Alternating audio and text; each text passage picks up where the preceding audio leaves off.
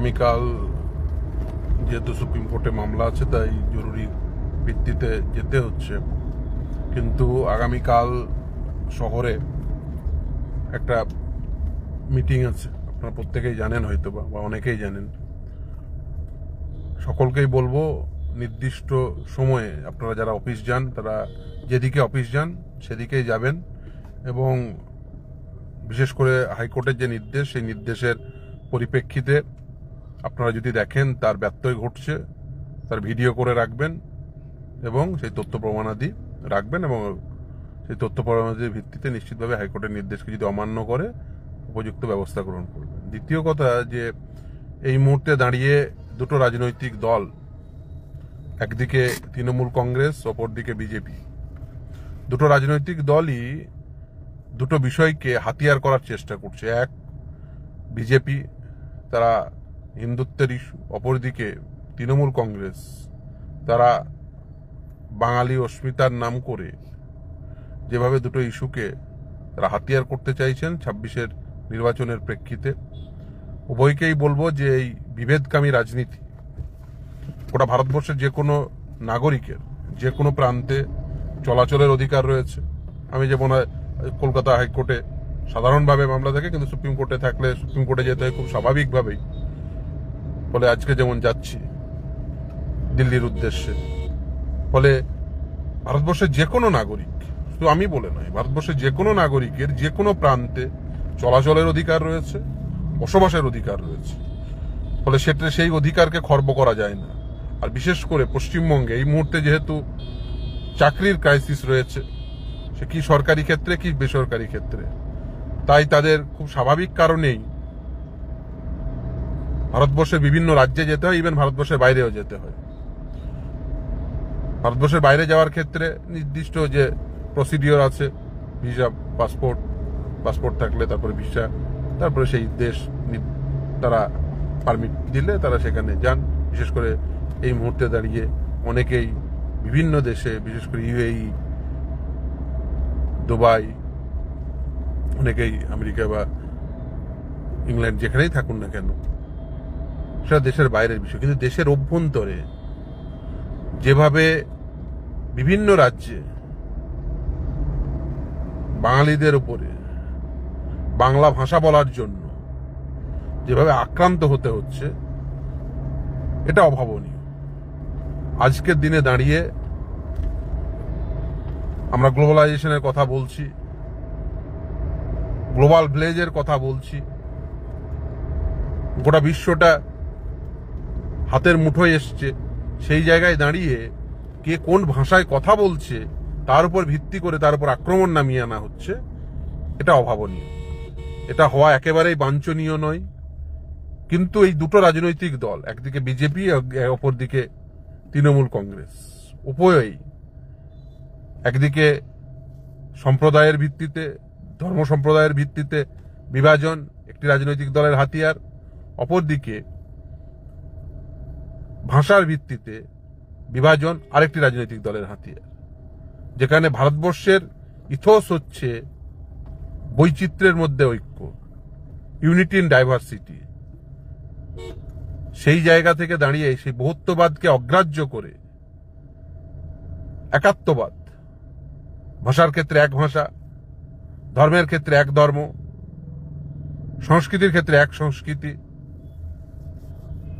সমস্ত কিছু, খাবার দাবারের ক্ষেত্রে আমার পছন্দের খাবার খেতে হবে, আমার পছন্দের পরিধান পড়তে হবে, আমার পছন্দের ভাষায় বলতে হবে। আপনার পছন্দের ভাষা আপনার কাছে রাখুন, আপনি বলুন সেই ভাষায় কথা, আপনি সেই পোশাক পরিচ্ছদ পড়ুন, আপনি সেই ধর্ম মানুন। যে কোনো মানুষের অধিকার রয়েছে, তিনি ধর্ম পালন করতে পারেন, তিনি ধর্ম পালন না করতে পারেন, তার ব্যক্তিগত বিষয়। তিনি কোন ভাষায় কথা বলবেন সেটা তার একটা নিজস্ব চয়েস, চাপিয়ে দেওয়া যায় না। কিন্তু এই উভয়েই একটা চাপিয়ে দেওয়ার মানসিকতা নিয়ে চলছেন, এটা একেবারেই বাঞ্ছনীয় নয়।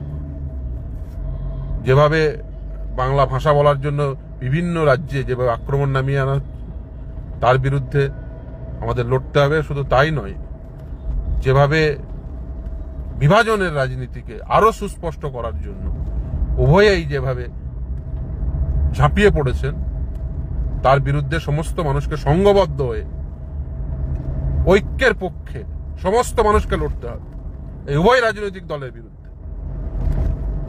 কোন দল চাইছে ধর্মের ভিত্তিতে, ভাষার ভিত্তিতে দেশকে বিভাজন করব, মানুষে মানুষে লড়িয়ে দেব, এর বিরুদ্ধে ঐক্যবদ্ধ তার স্বার্থে একটি ভারতবর্ষ, যে ভারতবর্ষে সমস্ত ধর্মের মানুষ, ইভেন ধর্মে বিশ্বাস না করা মানুষ, তারা থাকবেন, সকলেই থাকবেন, সমস্ত ভারতীয়রা থাকবেন। এখন বলবেন যে আমরা তো ভারতীয়, অনেকেই দেখছি লেখালেখি করছেন যে আমরা তো বাঙালি ভারতীয়দের, ভাই আপনারা তো সিএ এনেছিলেন, তো তাদের উপর আক্রমণ কেন নামাচ্ছেন? আপনারা বলছেন যে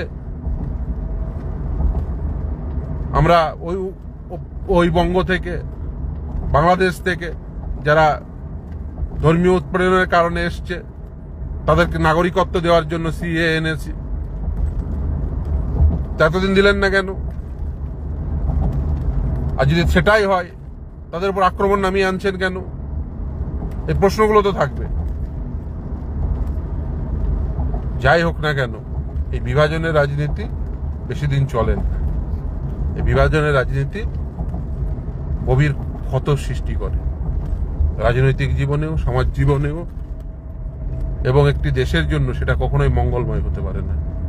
ফলে আমি সকলকে আহ্বান করব, নিশ্চিতভাবেই আপনারা নিজের নিজের রাজনৈতিক বিশ্বাস থাকবে, ধর্মীয় বিশ্বাস থাকবে, যে কোনো ভাষায় কথা বলতে পারেন, যে কোনো পোশাক পরিধান করতে পারেন, যে কোনো খাবার খেতে পারেন, কিন্তু সামগ্রিকভাবে সহিষ্ণুতার যে